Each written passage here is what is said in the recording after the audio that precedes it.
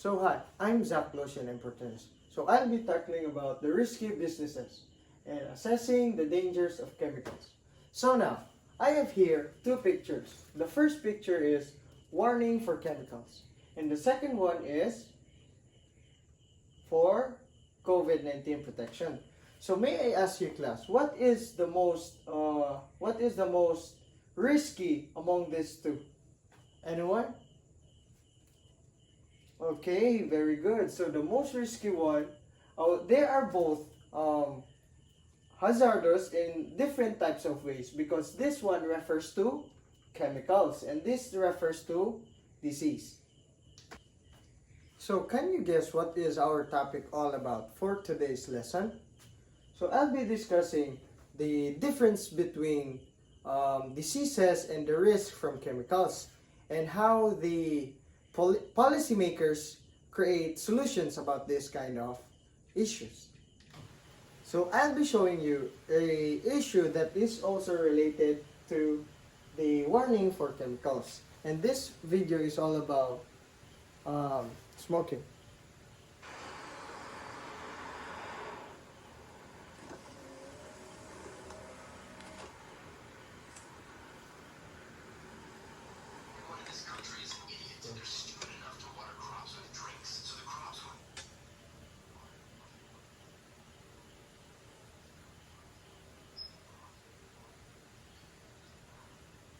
Who are you sharing your secondhand smoke with? As you can see, the video illustrates how second smoke affects the people around you. So therefore, we must avoid people who are smoking near us or even avoid taking cigarette or even try cigarette rather. I have also another video to show you that is related to that can cause diseases and how antibiotics work. So this is the video.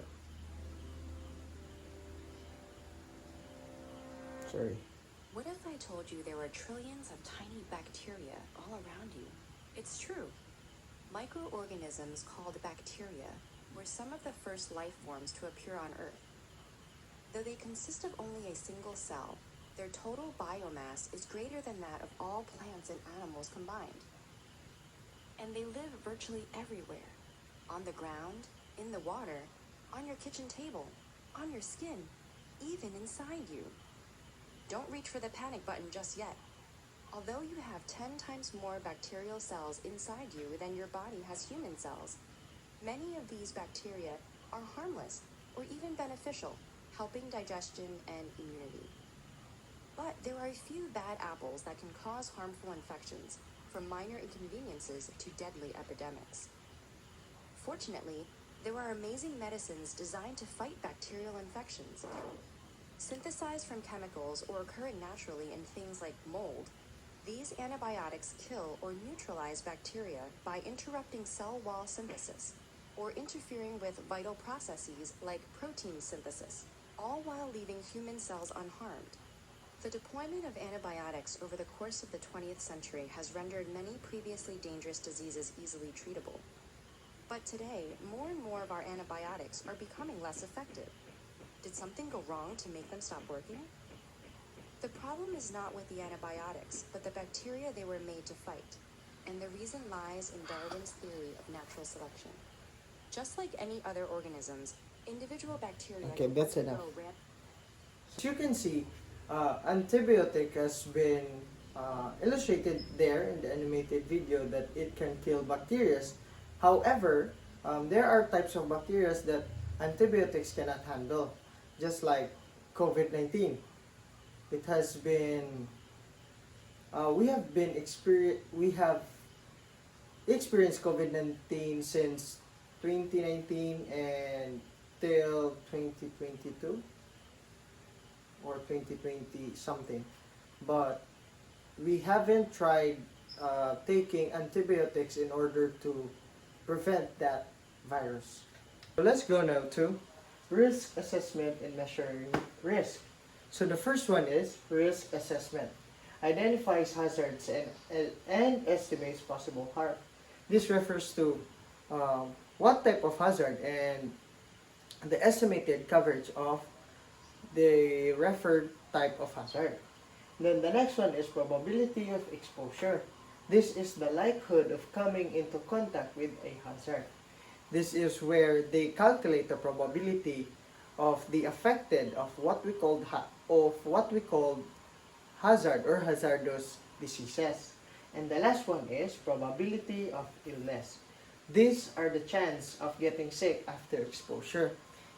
This is quite a type of experiment that after you get exposed on a certain type of disease, they observe you and they will calculate or create probabilities that what type of symptoms or what may occur during that after getting exposed on the disease that they are referring to. So let's go now to the dose response studies. And the more exposure, the stronger the effect. There are two types of dose. The first one is low dose. This is mild or no effect. So this refers to the type of disease that cannot quite affect, or it can affect but it has a mild effect only. The last one is high dose. This refers to severe or harmful effect. This can lead to death and even excruciating pain. And the very example for this one is COVID-19, because if we can cure COVID-19, this can lead to death. Am I right, class? May I ask someone or anybody that can give me a solution to reduce this type of diseases or this type of problems? Okay, you, Marco. Okay, thank you for that. So, we create preventions to stop or to create a barrier between these kind of issues that can lead to big problems. And by that, we can create a healthy and a greener environment.